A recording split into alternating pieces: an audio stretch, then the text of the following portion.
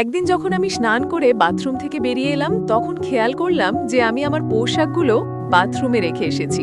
আমি দ্রুত ফিরে গেলাম পোশাকগুলো আনতে, কিন্তু তখন আমি দেখতে পেলাম যে আমার দেবর আমার পোশাকগুলো হাতে ধরে তাকিয়ে আছে।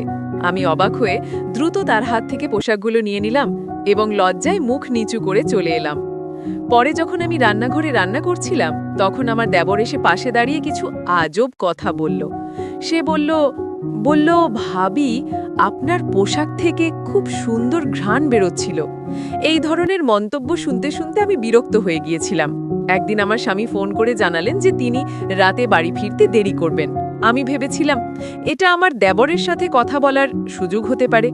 রাত গভীর হলে সবাই যখন ঘুমিয়ে পড়ল, আমি দেবরের ঘরের সামনে গিয়ে দাঁড়ালাম এবং দরজায় নক করলাম।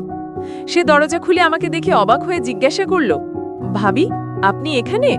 আমি বললাম, তোমার ভাই আজ রাতে দেরি করে আসবে, আমি তোমার সাথে কিছু জরুরি কথা বলতে চাই। তারপর আমি আমার ঘরে ফিরে এলাম এবং দরজা খোলা রেখে শুয়ে পড়লাম যাতে কেউ সন্দেহ না করে।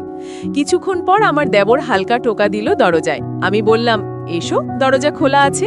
সে ঘরে এসে আমার পাশে বিছানায় বসে পড়ল। আমি তখন একটি সুন্দর লালা রঙের নাইট ড্রেস পরেছিলাম।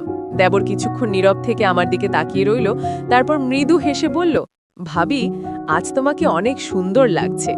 আমি তেমন কিছু বললাম না, শুধু তাকে দেখছিলাম। তারপর বলল, ভাবি, আপনি কি কিছু বলতে চেয়েছিলেন? আমি তার দিকে এক ভালোবাসাময় দৃষ্টিতে তাকালাম এবং উঠে তার কাছে গিয়ে বসে পড়লাম। তার হাত দুটি ধরে বললাম, আজকের গল্পটা অনেক বেশি স্পেশাল, তাই কেউ মিস করো না। দয়া করে গল্পগুলো ভালো লাগলে ভিডিওটি লাইক, শেয়ার এবং চ্যানেলটি সাবস্ক্রাইব করো প্লিজ। আমার নাম প্রিয়া, আমি 23 বছর বয়স। আমি দেখতে অনেক সুন্দর ছিলাম। বিয়ের পর একটু স্বাস্থ্যবান হওয়ায় আমাকে এখন আরও সুন্দর লাগে। আমার বিয়ে হয়েছে মাত্র 2 বছর হলো। আমি আমার স্বামী, শাশুড়ি এবং দেবরের সঙ্গে থাকি। আমার দেবর প্রায় আমারই বয়সী, প্রায় 18 বা 19 বছর হবে। সে সবসময় আমার আশেপাশে ঘুরঘুর করে এবং কখনো কখনো আমাকে অদ্ভুত দৃষ্টিতে দেখে। আমার মনে হতো সে আমাকে মনে মনে অনেক পছন্দ করে, কিন্তু কখনো মুখে তা বলার সাহস পায়নি। কিন্তু সারা দিন দেবর আমার পিছনে পড়ে থাকে। মনে হতো সে আমাকে কিছু বলতে চায়। একদিন সে আমাকে বলল, ভাবি, আমি কিছু বলতে চাই। সে ঘরের চারপাশ ভালো করে দেখছিল, যেন কিছু খুঁজছে। আমি বললাম, হ্যাঁ বলো, কি কাজ আছে? আমি সবসময় তোমার সাহায্য করতে প্রস্তুত। তুমি তো আমার ছোট ভাইয়ের মতো। এটা শুনে তার মুখে এক হাসি ফুটে উঠল।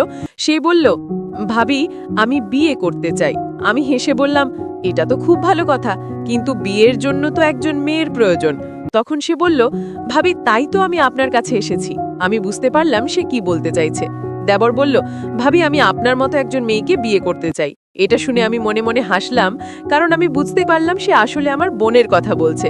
আমার বোন আমার থেকে একটু ছোট এবং আমার দেবরের জন্য উপযুক্ত ছিল। তাদের মধ্যে বয়সের পার্থক্য ছিল মাত্র 2 বছর। দেবর আমাকে তার কল্পনার মেয়ের গুণাবলী বলতে লাগলো, যেমন সে কি চায়। আমি বললাম, তুমি চিন্তা করো না, আমি ঠিক তোমার পছন্দ অনুযায়ী একজন মেয়ে খুঁজে দেব, শুধু বিয়েতে রাজি হও। তারপর আমি সবকিছু নিজের নিয়ন্ত্রণে নিয়ে নিলাম। আমার দেবরই কথা শুনে কিছুটা খুশি হলেও সে চিন্তায় ডুবে গেল। কিছুক্ষণ চুপ থেকে সে বলল, ভাবি, আপনার কাছে একটা কথা বলতে চাই, তবে অনুগ্রহ করে রাগ করবেন না। আমি এমন কাউকে বিয়ে করতে চাই যার চরিত্র এবং স্বভাব একেবারে আপনার মতো হবে, আপনার মতোই সুন্দর হবে। আমি মৃদু হেসে দিয়ে বললাম, আমি জানি তুমি আমার ছোট বোন তানিয়াতে পছন্দ করো। কিন্তু সে মাথা নেড়ে বলল, না ভাবি, আপনি আমার কথার আসল অর্থ বুঝতে পারেননি। এই কথা বলে সে চুপচাপ ঘর থেকে বেরিয়ে গেল। আমি কিছুটা অবাক হয়ে তার দিকে তাকিয়ে রইলাম।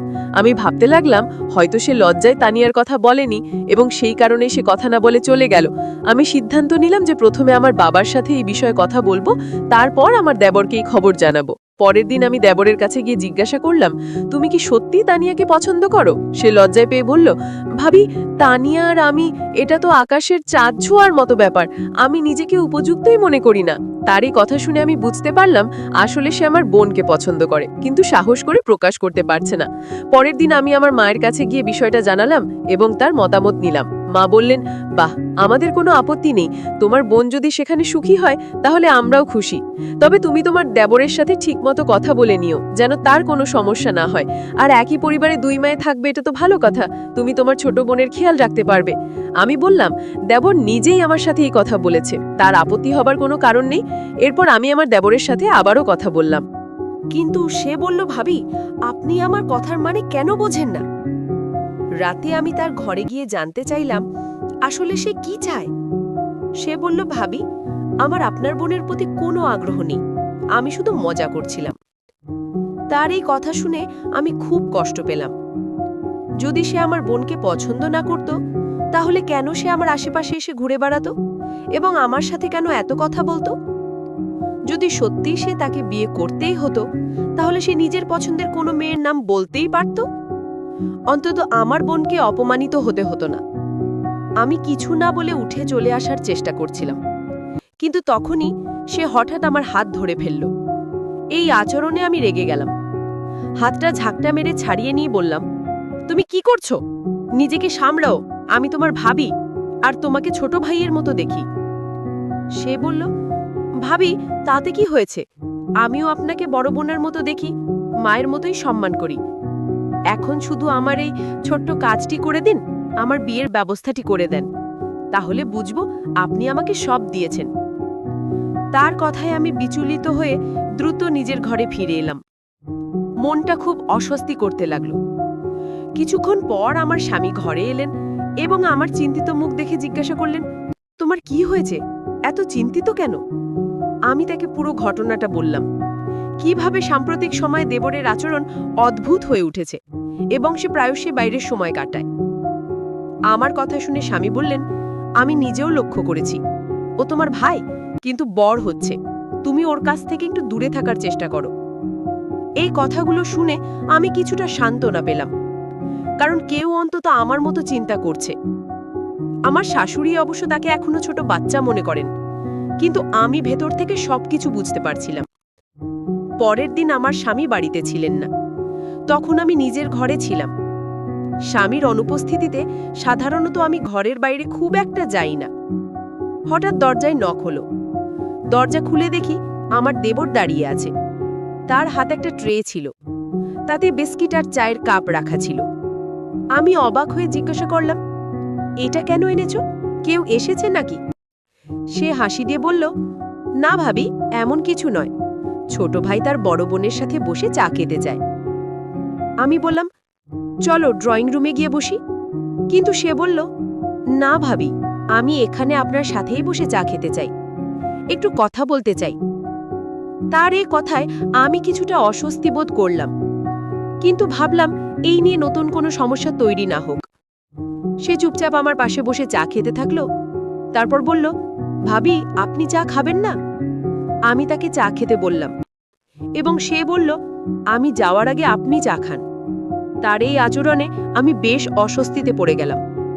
সে জোর করায় আমি চা আর কেক খেলাম, আর আমি তার সাথে কথা বলতে থাকলাম।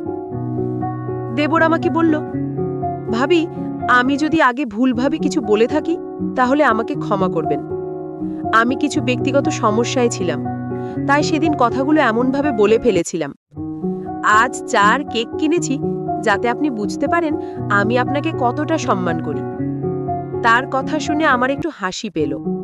আমি হাসি মুখে চা খেলাম আর বিস্কিটও খেয়ে নিলাম। কিন্তু চা খাওয়ার কিছুক্ষণ মধ্যেই আমার মাথা ভারী হতে লাগলো। আমি কিছুতেই বুঝতে পারছিলাম না কি হচ্ছে। দেবরের মুখটা শুধু আমার চোখের সামনে ঘুরছিল। ঠিক তখনই শাশুড়ি ঘরে ঢুকলেন। তার মুখটাও শেষবারের মতো মনে পড়ল। তারপর কি হলো কিচ্ছু জানি না। যখন আমার চোখ খুলল তখন বিকাল 4টে। আমার স্বামী আমার পাশে বসেছিলেন। তিনি জিজ্ঞাসা করলেন, তোমার কি হয়েছে? তুমি হঠাৎ কিভাবে অজ্ঞান হয়ে গেলে? নাকি ঘুমিয়ে পড়েছিলে? আমি বললাম, হ্যাঁ, হঠাৎ করেই আমার খুব ঘুম পেয়েছিল। দেবর চা আর বিস্কিট নিয়ে এসেছিল, সেগুলো খাবার পর থেকেই আমার ঘুম পেয়েছিল। জানি না তখন আমার কি হয়েছিল। দেবর চায় কিছু মিশিয়েছিল। আমার কথা শুনে স্বামী চিন্তায় পড়লেন।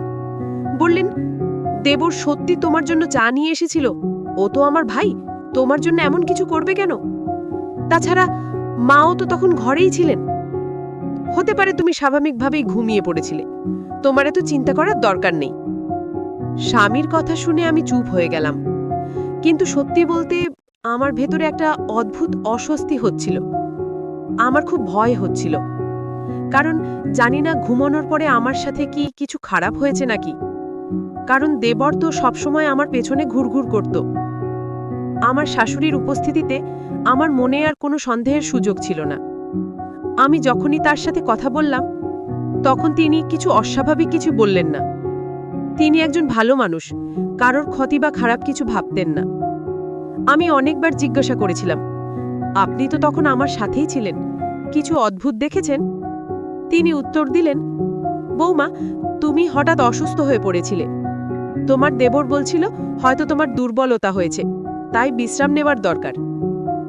আমি তখনও পুরোপুরি নিশ্চিত হতে পারছিলাম না ঠিক কী হয়েছিল। কিছুদিন এভাবেই কেটে গেল। একদিন রাতে আমি আর আমার স্বামী পরিবারের নানা বিষয় নিয়ে কথা বলছিলাম। হঠাৎ আমার চোখ জানলার দিকে চলে গেল, আর দেখলাম যেন কেউ জানলার পাশ থেকে দ্রুত সরে গেল। আমি অবাক হয়ে গেলাম, কারণ জানলাটা বাড়ির ভেতরের দিকে ছিল, আর মেন গেট তো রাতের বেলা সবসময় তালা দেওয়া থাকে। আমি নিশ্চিত যে এটি আমার দেবর ছাড়ার কেউ হতে পারে না। তবে আমি তখনই আমার স্বামীকে এই ব্যাপারে কিছু বললাম না। প্রথমে আমি আমার দেবরের আসল সমস্যাটা কি তা বুঝতে চাইলাম। তার এই অদ্ভুত আচরণের পেছনের কারণটা জানাটা আমার জন্য খুবই গুরুত্বপূর্ণ হয়ে উঠল। একদিন আমি গোসল করে বাথরুম থেকে বেরিয়ে দেখলাম যে ভুল করে আমার জামাকাপড় বাথরুমেই রেখে এসেছি। তাড়াতাড়ি ফিরে গিয়ে কাপড়গুলো নিতে গেলাম, তখন দেখি আমার দেবর হাতে আমার পোশাকগুলো ধরে রয়েছে। আমি কিছুটা বিস্মিত হয়ে তার হাত থেকে কাপড়গুলো নিয়ে নিলাম এবং লজ্জায় মাথা নিচু করে সরে এলাম। পরে যখন আমি রান্নাঘরে ব্যস্ত ছিলাম তখন আমার দেবর এসে পাশে দাঁড়িয়ে হঠাৎ অদ্ভুত কিছু বলল। সে বলল, তোমার পোশাক থেকে দারুণ একটা মিষ্টি গন্ধ পাচ্ছিলাম। আমি তাকে কিছু বললাম না, আমি তাকে সেখান থেকে চলে যেতে বললাম। আমার কথা শুনে সে চলে গেল। পরের দিনই দেবর এসে আমাকে বলল, ভাবি, মনে আছে আমি আপনাকে বলেছিলাম যে আমার একটা কাজ আছে? আজ সেই কাজের সময় এসে গেছে।